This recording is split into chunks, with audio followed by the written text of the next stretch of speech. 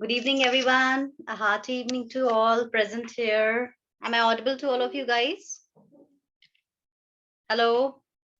Good evening, ma'am. Good evening. Good evening. Yes, Shruti, Sakshi. Good evening, guys. Good evening. I hope, guys, everything is all right at your home and you are pretty good also. Okay. So yes, we started preposition yesterday. हमने preposition start किया था. So guys, do you have any query related to this topic? क्या आपको कोई confusion है? कि ma'am ये वाला पार्ट मुझे कल दोबारा समझा दीजिए. Do I need to revise if you don't understand? Okay okay, तो चलिए आज हम स्टार्ट करते हैं remaining part of preposition of time. पर उसके पहले जब तक बाकी स्टूडेंट्स आ रहे हैं हम थोड़ा सा क्या करेंगे, प्रैक्टिस करेंगे. We will have practice of sentence that we studied earlier, right? चलिए कैसे बोलेंगे कि अभी बस 8 बजे हैं. फर्स्ट सेंटेंस, अभी बस 8 बजे हैं. अभी बस 8 बजे हैं. कैसे बोलेंगे? अभी बस 8 बजे हैं. अभी बस 8 बजे हैं. साक्षी, श्रुति, am I audible to all of you? Both of you? अगर मुझे yes or no से yes or no नहीं आता तो कोई बात नहीं, I will tell you. It has just struck 8. क्या बोलेंगे? It has just struck 8. याद है आपको? हमने प्रेजेंट परफेक्ट टेंस में सीखा था कि बस 5 बज गए हैं, 6 बज गए हैं, 7 बज गए हैं, बज चुके हैं. So it has just struck 8 o'clock. It has just struck 8. Very nice. कैसे बोलेंगे कि श्रुति साक्षी और कौशिक के बीच में बैठी हुई है. श्रुति साक्षी और कौशिक के बीच में बैठी हुई है. श्रुति साक्षी Shruti is between sitting. Shruti is sitting Between Kaushik between Kaushik and Sakshi. Very good. Very good. So yes, Shruti is sitting between Kaushik and Sakshi. Very good. Okay, next sentence है मैं आजकल judo karate सीख रहा हूँ. मैं आजकल judo karate सीख रहा हूँ या सीख रही हूँ. Nowadays, I learned I'm learning judo. I am learning I am learning. nowadays. Judo karate.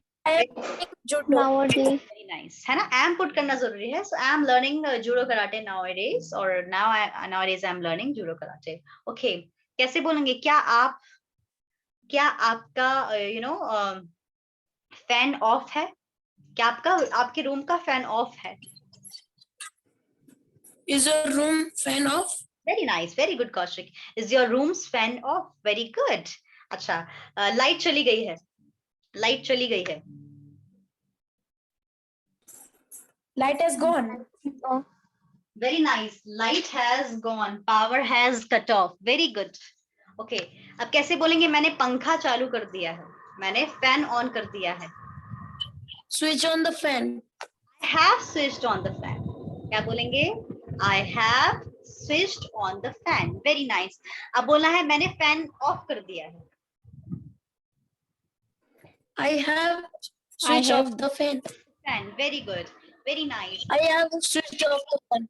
Very nice. Very good. कैसे बोलेंगे? मैं 3 मिनट से पढ़ा रही हूँ.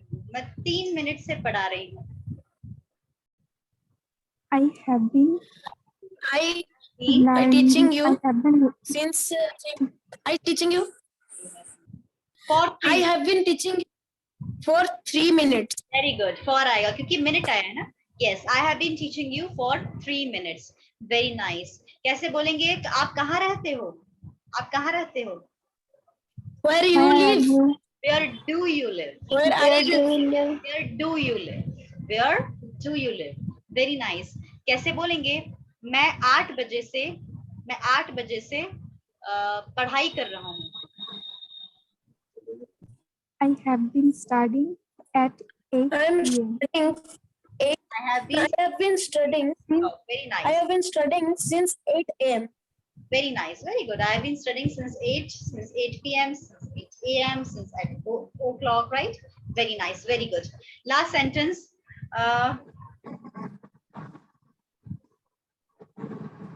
मेरे सर के ऊपर तितली, तितली उड़ रही है, मेरे सर के ऊपर तितली उड़ रही है. A butterfly is flying over my head. Very good. A butterfly is flying over my head. Very nice. Very good. Good, good, good. चलो. So let's begin. मतलब जो हमने प्रपोजिशन की कल सीरीज स्टार्ट करी थी इसको कंटिन्यू करने वाले हैं. आई होप कि आपको समझ में आ गया है बाकी टॉपिक है ना. चलिए स्टार्ट करते हैं प्रीपोजिशन ऑफ टाइम. तो कल तक हमने जो प्रीपोजिशन देखे थे that was preposition of place. पर आज का जो हमारा प्रीपोजिशन है वो प्रीपोजिशन ऑफ टाइम है. मतलब जहां जहां टाइम की बात होती है वहां हम ये प्रीपोजिशन लगाते हैं. इसको रटने की जरूरत नहीं है, इसको समझने की जरूरत है. हम एक एक पॉइंट करके समझेंगे, है ना. ये जो एग्जांपल्स लिखे हैं उसको मत देखिए आप. You just listen to me what I am saying to you, right. तो नंबर ए से स्टार्ट करते हैं. पहला प्रीपोजिशन ऑफ टाइम है at. First preposition of time is at. At. अब कभी भी टाइम की बात आती है तो हम कभी भी इन नहीं लगाते. ठीक है कौशिक, हमेशा ध्यान देना बेटा. जब भी आपसे कोई टाइम पूछे तो आप टाइम के पहले हमेशा क्या लगाओगे? What will you add? At. अच्छा, जैसे I go to college at 8 AM. You attend my class at 8 o'clock. Yeah, 8 PM. My English class starts at 8 o'clock. Yes or no? You will meet me at 5. मतलब कहने का मतलब है यहाँ जितने भी टाइम है उनके पहले क्या यूज हो रहा है गाइस? कौन सा प्रीपोजिशन यूज हो रहा है? एट, है ना. यहाँ पर भी एट यूज हो रहा है. पर ध्यान दीजिए, वेरी वेरी इंपॉर्टेंट. अगर मान लीजिए मैंने यहाँ पर लिखा होता 8:30. आप सुन रहे हैं मेरी बात? पहले हमारी क्लास 8:30 पे स्टार्ट होती थी. तो अगर मैंने लिखा 8:30 तो 8:30 के पहले मैं एट नहीं लगाऊंगी. क्या कहा मैंने? आपको मेरी बात समझ में आई? 8:30 के पहले कभी भी एट नहीं लगाते हैं. एट हमेशा एग्जैक्ट क्लॉक टाइम के लिए लगाते हैं. एग्जैक्ट क्लॉक टाइम समझते हैं? पूरा का पूरा 1 बजे या तो 2 बजे, 3, 4, 5, 6, 7, 8, 9, 10, 11, 12, फिर 1. तो पूरा एग्जैक्ट फुल टाइम होगा, एग्जैक्ट टाइम होगा क्लॉक टाइम, तभी एट लगाते हैं. 8:15 बजे हैं, 8:15 हो रहा है, तो कभी भी 8:15 के पहले एट नहीं लगाते हैं. तो आप सोच रहे होंगे कि मैडम फिर क्या लगाएं? अगर 8:15 के पहले एट नहीं लगाए तो कहाँ लगाएं? 8:15 के पहले एट लगाना ही नहीं है. कोई सा भी प्रीपोजिशन नहीं लगाना. प्रीपोजिशन नहीं लगाना है. जैसे आप मेरा कभी मैसेज, अगर आपने मेरे पुराने मैसेज दिखे हैं तो मैं बोलती हूँ गाइस ज्वाइन क्लास 8:30. मैंने कभी ये नहीं लिखा ज्वाइन क्लास एट 8:30. मैं हमेशा लिखती हूँ ज्वाइन क्लास 8:30. इसका मतलब चाहे 8:30 हो चाहे 8:15 हो, अगर पूरा एग्जैक्ट टाइम नहीं होगा तो उसके पहले प्रीपोजिशन लगाने की जरूरत ही नहीं है. You don't put any preposition before the time. Is it clear guys? Is it clear? जैसे मैंने बोला मैं 5:30 बजे शाम को आपको मिलूंगी, तो मैं बोलूंगी I will meet you 5:30 today. I will meet you 5:30 PM. ना मैंने एट लगाया ना मैंने कोई सा प्रीपोजिशन लगाया. I just said I will meet you 5:30. हाँ, पर अगर मैं बोलती कि मैं आपको 6 बजे मिलूंगी 6 o'clock, then I can say I will meet you at 6 o'clock. I will meet you at 6 PM. This is clear? तो ये हमेशा ध्यान दीजिए. बहुत सारे लोग एट लगा देते हैं. नहीं, आपको एग्जैक्ट क्लॉक टाइम में ही एट लगाना है. बाकी अगर 5:15 बने, 5:30 हो, चाहे कुछ भी हो बीच का, वहां आपको कभी भी प्रीपोजिशन लगाना ही नहीं है. I hope I am clear. I hope you have got this point, है ना. कॉम्पिटिटिव एग्जाम में भी अगर कभी आए तो आप समझ जाइएगा, है ना. ठीक है, तो ए मतलब हो गया एट. अब हमारा नेक्स्ट प्रीपोजिशन है ऑन. ऑन. बच्चे मतलब स्कूल के बच्चे ज्यादा गलती करते हैं, कॉलेज में आते आते हमें थोड़ी नॉलेज भी हो जाती है कई बार, पर अगर पुराना कॉन्सेप्ट क्लियर नहीं हो तो हमेशा गलती करते जाते हैं जब तक कि आपको कोई सही ना बता दे, है ना. चलिए, तो नेक्स्ट हमारा प्रीपोजिशन है ऑन. भाई ऑन प्रीपोजिशन तो हम पढ़ चुके हैं. Cat is sitting on the bench पढ़ा था ना हमने, अभी कल पढ़ा था. Cat is sitting on the bench. surface which touch the surface contact में होना चाहिए, है ना? ये पढ़ा था। Contact. पर वो जो ऑन हमने पढ़ा था वो था प्रीपोजिशन ऑफ प्लेस, मतलब ऑन प्रीपोजिशन ऑफ प्लेस के लिए भी यूज हो सकता है और प्रीपोजिशन ऑफ टाइम के लिए भी यूज हो सकता है। ऑन दो जगह यूज हो रहा है ना? आपको देखना है कि वहां सरफेस की बात हो रही है कि वहां पर डेट्स की बात हो रही है। तो जो डेट्स होते हैं और जो डे होते हैं उनमें भी ऑन लगता है। जैसे आज कौन सी डेट है? आज कौन सी डेट है? 26th। Am I right or not? It's 26th of April today, right? चलिए, कल कौन सी डेट है? कल कौन सी डेट है? 27 April. 28 है। तो जैसे मुझे बोलना है कि I will teach you pronoun. I will teach you pronoun on 28th of April. मैंने क्या बोला? I will teach you pronoun on 28th of April. मतलब डेट के पहले हमेशा on preposition यूज करते हैं। Let's have a look at some sentences. My brother's birthday comes on 21st of August. On use करा, क्यों? कोई तारीख यूज करते हैं तो हमेशा on preposition यूज करते हैं। Next is Independence Day is celebrated on 15th of August every year. इसका मतलब हम स्वतंत्रता दिवस इंडिपेंडेंस डे हर साल 15 अगस्त के दिन सेलिब्रेट करते हैं, राइट? सो यहाँ पर आप देख सकते हैं फिर से हमने ऑन यूज करा। हमने ऑन क्यों यूज करा? क्योंकि 15th of August is a date. Next, अगर कोई डे आ जाए, Sunday, Monday, Tuesday, Wednesday, Thursday, Friday, Saturday, then Sunday, right?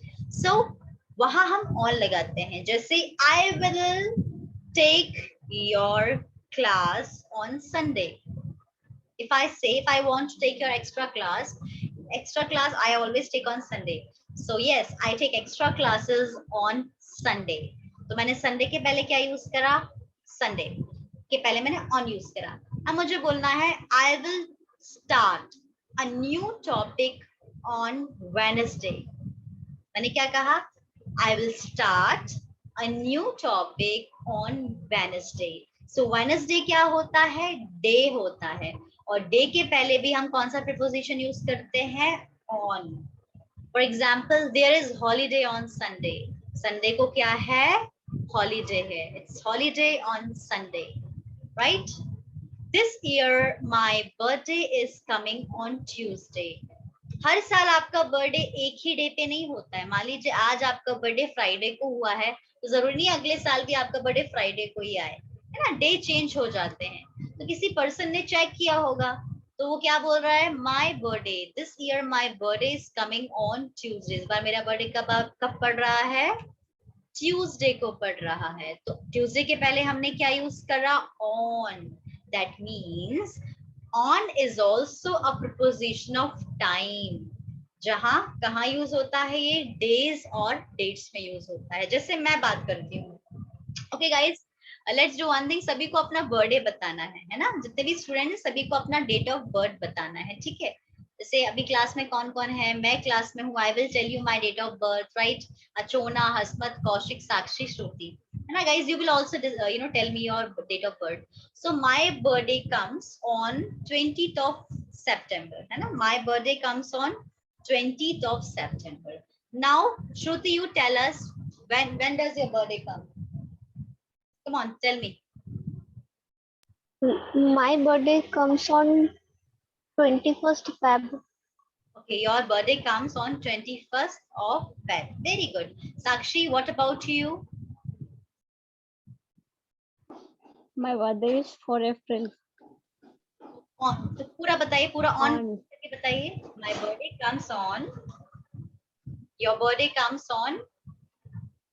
My birthday comes on 4 April next year. Okay, your birthday comes on 4th of April. Very good. So here we have two birthday girls, especially whose birthday falls on April, in April month, right? Okay. Yes, Hasmat, when does your birthday fall? It has gone, huh? कब पड़ा था आपका birthday अभी? Yes, It falls on, ma'am. comes on My comes on 24th April. 24th of April. Very good. Kaushik, you tell us. My birthday comes on 5th of April. 5th of April. बताओ सारे यहाँ पर जितने भी students हैं सब अप्रैल वाले हैं। साक्षी का भी अप्रैल में आया, हसमत का भी अप्रैल में आया, कौशिक का भी अप्रैल में आया, है ना? Achona, what about you? My birthday come on 18 March. Your birthday comes on 18th of March. February, March, April. There is a series, huh? Guys, there is a series. February, March, April, huh? Chalo, very nice. And guys, you all are regular students, huh? ऐसा तो नहीं है मैं फरवरी मार्च अप्रैल वाले students मेरे regular students हैं यहाँ पर, वेरी गुड। चलो, सो मेरा मतलब क्या था एक्चुअली, मेरा मैं ये जानना चाहती थी कि आप लोग सेंटेंस बनाओ और समझे कि जब भी डे और डेट की बात आती है तो हम हमेशा ऑन यूज करते हैं। आई होप कि अब आपको ये हमेशा याद रहेगा, है ना? चलिए आगे बढ़ते हैं। आगे आता है हमारा मंथ्स और ईयर। ये सब टाइम है, डे और डेट भी टाइम होता है, ठीक है? अब मंथ्स और ईयर की बात करें। मंथ्स और ईयर मतलब जब आपका जन्म हुआ होगा, व्हेन यू वर बोर्न, कोई मतलब ईयर होगा ना, किस 1995 में हुए कि 1996 में हुए कि 2000 में हुए, राइट? 2003 में हुए, तो आपका सन होगा। जब भी हम सन की बात करते हैं या मंथ की बात करते हैं, ध्यान दीजिएगा, कंफ्यूजन नहीं होना चाहिए। जब हम मंथ और ईयर की बात करते हैं तब हम इन यूज करते हैं प्रीपोजिशन का मतलब होता है मैं, ठीक है? मैं, right? The corona spread last year, not last year, last year. That means it's 2020 की बात कर रहे हैं, 2020, last to second last year, right? Corona spread in March 2020, right? Okay.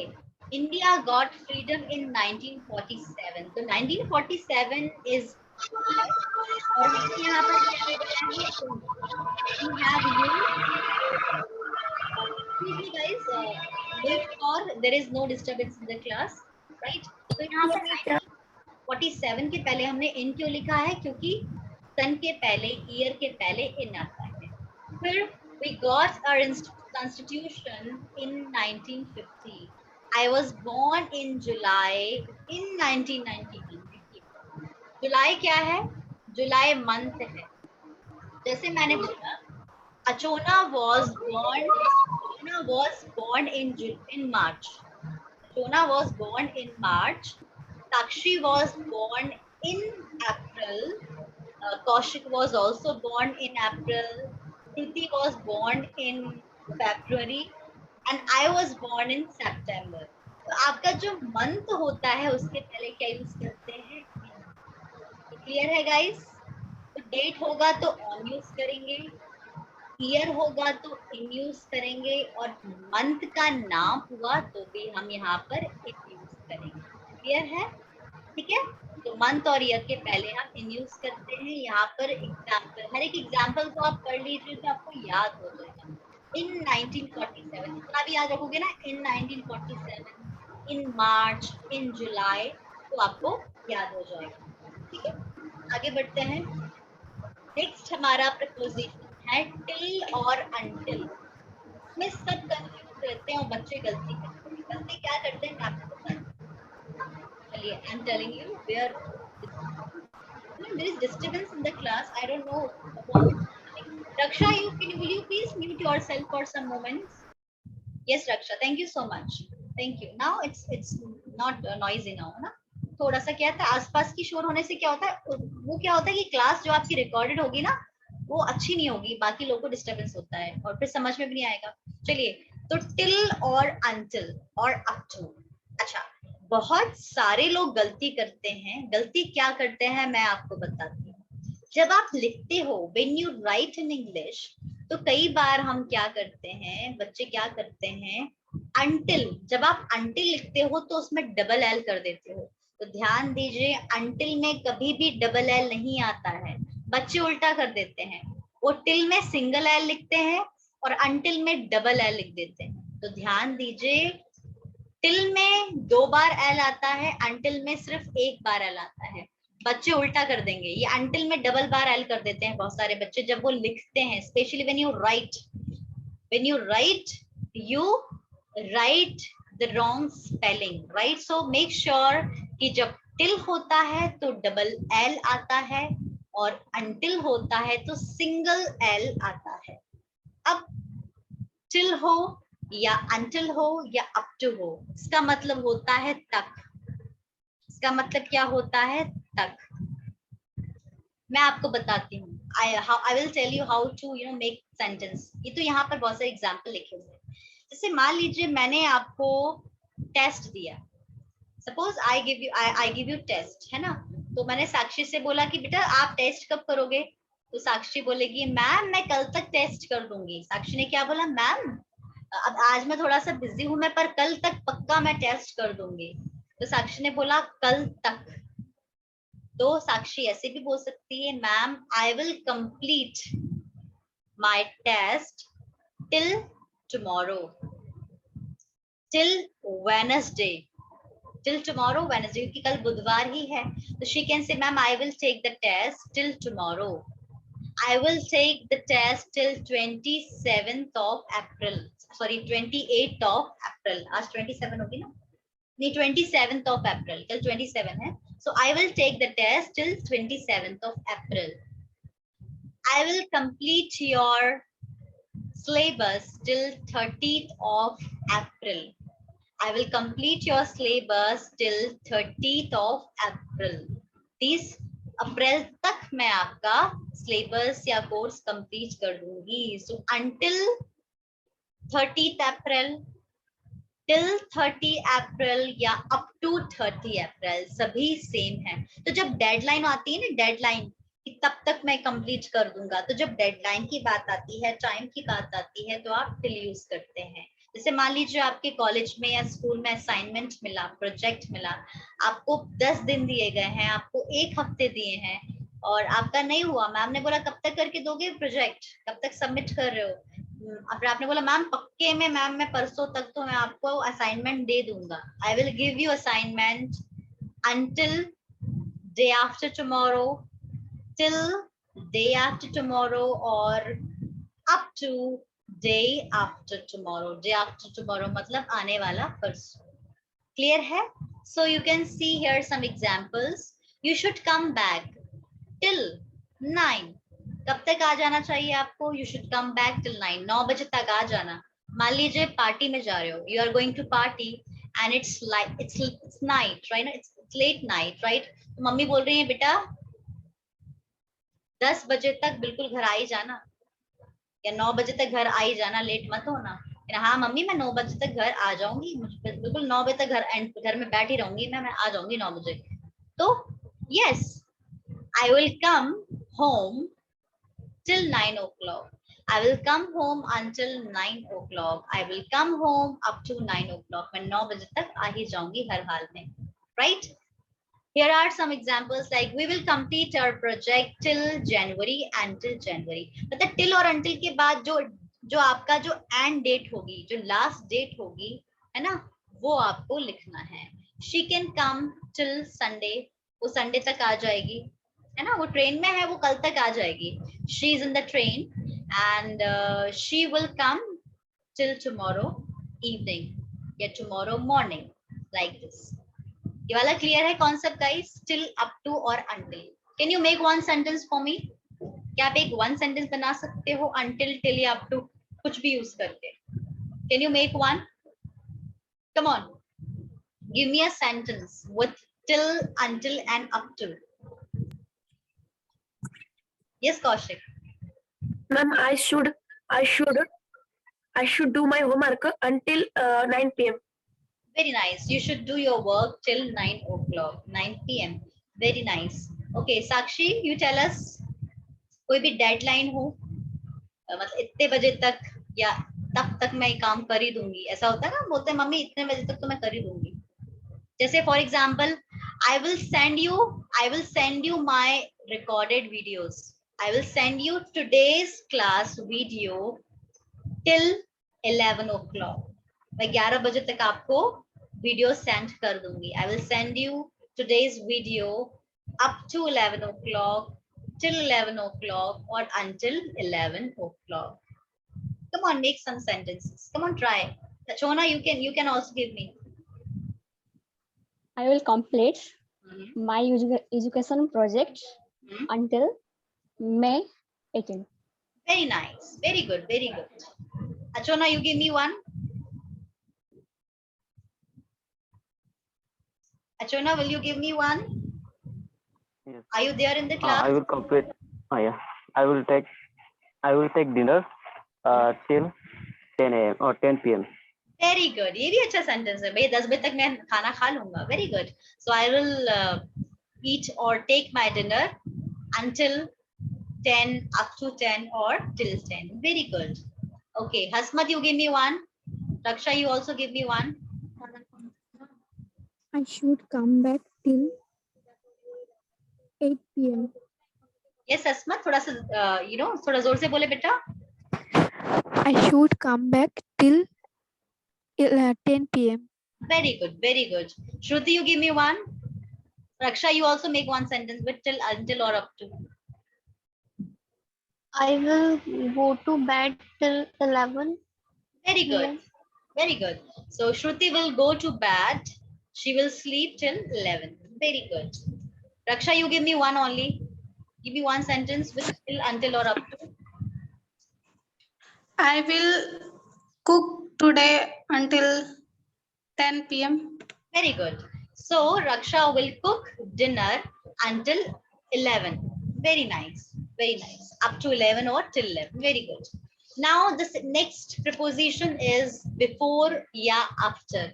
You know this very well. Before मतलब होता है पहले, after मतलब होता है बाद में. जैसे मैं आपको बताती हूँ, मैं आपको दो सेंटेंस बता रही हूँ, real sentence. Actually guys, I gave you test today. Today I gave you test on one topic before the class या before 8 o'clock. So 8 बजे से पहले मैंने आपको टेस्ट दिया था आज. So I gave you test before 8 o'clock. And yes, I will definitely give you videos after 10. I gave you test before 8 and I will give you my recorded videos after 10 or 11. है ना?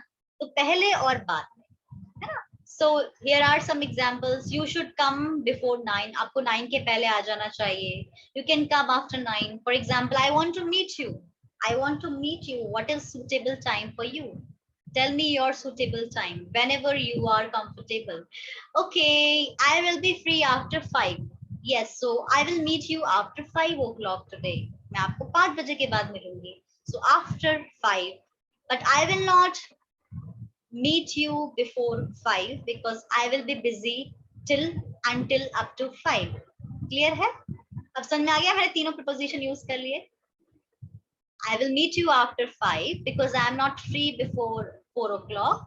So I have my work till or until 4 या 5. Clear है guys? ठीक है ना? इस तरह से आप सेंटेंस बना सकते हो. I think I don't need to explain this more because before और after आपको पता है. नेक्स्ट प्रपोजिशन हमेशा यूज करते आ रहे हैं हम. इसमें कोई रॉकेट साइंस नहीं है, सिंपल सा है. जब टाइम की बात होती है, बिगिनिंग और एंड, मतलब यहां से लेकर यहां तक. जैसे मैंने बोला मैं 8 से 9 आपकी क्लास लेती हूँ. I take your class from 8 to 9. So from to, from के बाद डॉट डॉट डॉट है, फिर टू के बाद डॉट डॉट डॉट है. इसका मतलब फ्रॉम के बाद टाइम लिखना है, टू के बाद टाइम लिखना है. My college is from 8 to 4. My college is from 8 to 4. There is a sale from Sunday to Saturday. आपको पता है संडे से लेकर सैटरडे तक एक सेल लगी है ना? Kumbh fair is from March to May. Kumbh का जो मेला होता है ना, वो मार्च से लेकर मई में है. मतलब मार्च अप्रैल मई, तो मार्च से मई में है. तो कोई भी जो भी जहां से भी टाइम की शुरुआत हो रही है वहां फ्रॉम लिख दो, फ्रॉम के साथ में लिख दो. जहां वो टाइम एंड हो रहा है, जब तक वो टाइम हो रहा है, तो वहां पर टू के बाद लिख दो. जैसे NDA government is from 2019 to 2024.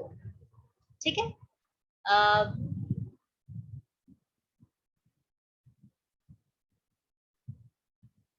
I will नहीं, actually चलिए ये नहीं बताऊंगी. I will take your class from, or I can say I take your class. I should say I take your class from Monday to Saturday. I take your class from Monday to Saturday because regular हम Sunday को तो class लेते नहीं है, and you attend my class from Monday to Saturday. आप Monday से Saturday मेरी class attend करते हो. So from Monday to Saturday we have classes, right? So from और to सभी को पता है. पर अगर मैं between use करूं, कल मैंने आपको बहुत इंपॉर्टेंट पॉइंट बताया था कि अगर between यूज करते हैं तो उसके बाद कभी भी to नहीं आता. बिटवीन के बाद हमेशा एंड आता है. अगर मुझे बोलना है मैं 8 से 9 के बीच में आपकी क्लास लेती हूँ, तो मैं उससे कैसे बोलूंगी? I take your class between 8 and 9. I take your class between 8 and 9. तो बिटवीन के बाद हमेशा एंड आता है. ये बिल्कुल अच्छे से आप लोग नोट डाउन कर लीजिए. बहुत से बच्चे टू लिख देते हैं, जैसे फ्रॉम टू होता है, पर बिटवीन के बाद एंड आता है. क्लियर है? ठीक है. तो ये था प्रीपोजिशन ऑफ टाइम. एक और प्रीपोजिशन ऑफ टाइम है जो मैंने आपको पढ़ा दिया है. आपने सिंस और फॉर पढ़ा होगा. जब मैंने आपको प्रेजेंट परफेक्ट कंटीन्यूअस टेंस पढ़ाया था तो मैंने आपको सिंस और फॉर पढ़ाया था. तो जो सिंस और फॉर होते हैं, they are nothing, they are just preposition. वो कुछ नहीं है, वो सिर्फ प्रीपोजिशन है. तो परफेक्ट कंटीन्यूअस टेंस में जब आप सिंस और फॉर यूज कर रहे थे, वो सिंस और फॉर क्या था guys? That was a preposition. वो प्रीपोजिशन था जो आप परफेक्ट कंटीन्यूअस टेंस में यूज कर रहे थे. और आज मैंने जो आपको टेस्ट दिया है, आज मैंने 7 o'clock पर या 7:30 पर आप लोग को टेस्ट दिया था. वो टेस्ट का टॉपिक है सिंस एंड फॉर. और सिंस एंड फॉर क्या है? They are preposition. So let me just check कि कितने स्टूडेंट्स ने टेस्ट दिया है ना.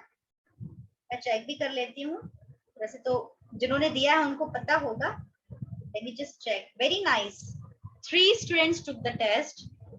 हसमत ने दिया है, साक्षी ने दिया है, श्रुति ने दिया. और दो तीनों के अच्छे नंबर आए हैं. ए ग्रेड आया है तीनों का. राइट, वेरी गुड साक्षी, हसमत, श्रुति. तो जो स्टूडेंट्स बचे हैं वो भी टेस्ट दे दीजिए. And the topic was since and for. तो सिंस एंड फॉर टॉपिक पर आज टेस्ट देना है आप सभी को. कल तक दे दीजिए, आज क्लास के बाद भी दे सकते हैं. तो सिंस एंड फॉर क्या होते हैं हमारे? They are preposition. आपको पता होना चाहिए. Achona, you also take the test after the class. Everyone, Raksha, you also. Kaushik, you too. Right? Okay. So here you can read these examples. Point of time की बात आती है. When it comes to point of time या exact time, तब हम क्या use करते हैं? since. ये मैंने काफी डिटेल में आपको पढ़ाया है. जिन्होंने नहीं अटेंड करी है क्लास, वो मेरी ये वाली क्लास जरूर अटेंड करें. since and for मैंने लिख भी दिया है टॉपिक का नाम, तो आप आसानी से आप उसको देख सकते हो. जैसे यहाँ लिखा है she has been studying from 5 o'clock. ये सेंटेंस गलत है क्योंकि 5 o'clock के पहले since आता है, for नहीं, from नहीं आता है. तो यहाँ पर क्या आएगा? since 5 o'clock. इसलिए ये वाला आंसर सही है. इसी तरह से he has been traveling since Monday. कोई भी डे का नाम आ जाए तो since आता है. पर मैंने आपको बताया था पीरियड ऑफ टाइम.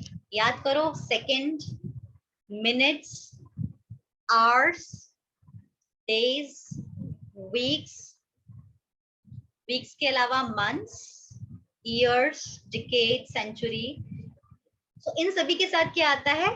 फॉर आता है. Period of time, right? For is used for period of time. For example 2 days, 3 days, 4 months, 5 months, 2 years, right? For example, Corona has been going on for 2 years, and now I should say for more than 2 years, right? So Corona has been going and going for 2 years. तो for के बाद क्या आ रहा है? years. इसलिए हमने for use करा, right? I have been waiting for you for many hours. मैं आपका काफी घंटों से वेट कर रही हूँ. तो hours आया है, इसलिए यहाँ पर आता है for. इसका डिटेल में अगर आपको जानना है तो आप वो क्लास जरूर अटेंड कीजिए. तो ये था प्रीपोजिशन ऑफ टाइम. चलिए फिर से रिवीजन करते हैं. सिंस और कौन कौन से प्रीपोजिशन ऑफ टाइम है. सबसे पहले हमने क्या पढ़ा था? वापस आते हैं. सबसे पहले हमने पढ़ा था एट. पहला प्रीपोजिशन ऑफ टाइम था एट, जो कि एग्जैक्ट टाइम के साथ आता है, जैसे एट 5, एट 6, एट 2। फिर हमने पढ़ा था ऑन। ऑन को कहाँ यूज करते हैं हम? डेज के साथ। जैसे आपका बर्थडे, आप सभी ने अपना बर्थडे बताया, सभी लोगों ने बताया, तो बर्थडे हो गया या कोई सा भी डे हो गया या डेट हो गया, उसके पहले क्या यूज करते हैं? ऑन। फिर आगे बढ़ते हैं, फिर हमने ईयर की बात करी और मंथ की बात करी। तो ईयर और मंथ के साथ इन लगता है, जैसे Sakshi was born in April, Shruti was born in February, Achona was born in March, Kaushik was born in April, right, like this. उसके बाद हमने यूज करा था टिल, अंटिल और अप टू। मतलब जब भी कोई डैड ये कहते हैं ना कि लास्ट वाला जो टाइम होता है ना, कहते हैं ना कि हमें असाइनमेंट जमा करना है, लास्ट डेट ये है, जब तक बोलते हैं हिंदी में, तो टिल, अंटिल और अप टू तीनों यूज कर सकते हैं। फिर हमने देखा बिफोर या आफ्टर, ये सभी को पता है। फिर हमने देखा फ्रॉम या टू, तो ये हमारे थे प्रीपोजिशन ऑफ टाइम। और लास्ट में हमने सिंस और फॉर भी देखा, ये आपको मैं डिटेल में पढ़ा चुकी। ठीक है, अब नेक्स्ट हमारा प्रीपोजिशन है preposition of direction. This is our last preposition part, last वाला है, और ये बहुत ही इजी है, और थोड़ा सा समझ लेते हैं इसको। देखिए, जब हम डायरेक्शन की बात करते हैं, ऐसा प्रीपोजिशन जो डायरेक्शन बताता है, उसे कहते हैं प्रीपोजिशन ऑफ डायरेक्शन। उसे क्या कहा जाता है? Preposition of direction. अब ध्यान से देखिए, टू या टुवर्ड्स, जैसे आपने बोला I go to college, I go to school, तो जो टू होता है, टू का मतलब होता है टुवर्ड्स। टू क्या बताता है? डायरेक्शन। तो यहाँ पर टू क्या है? एक preposition. If I say I go to college at 9 o'clock, I go to school at 7 o'clock, that means when you use to. I go to office, I go to office at 11 o'clock, at 11 a.m, right? So to होता है preposition of direction, right? Now next use of preposition of direction. Next देखिए, I am going to market, ये भी मैंने बताया। उसके बाद है I am going for shopping। अब ये बताओ, यहाँ पर फॉर क्यों यूज करा, यहाँ पर टू क्यों यूज नहीं करा? कोई मुझे बताएगा? कोई मुझे बताएगा यहाँ पर मैंने टू यूज क्यों नहीं करा, यहाँ मैंने फॉर यूज क्यों किया है? I am going for shopping क्यों यूज किया है? First of all tell me everyone. Ma'am वो रीजन बता रहा है किस लिए। नहीं, और कुछ और बताओ। मैं ये पूछ रही हूँ बेटा कि यहाँ पर टू यूज क्यों नहीं हुआ, यहाँ फॉर यूज क्यों हो रहा है?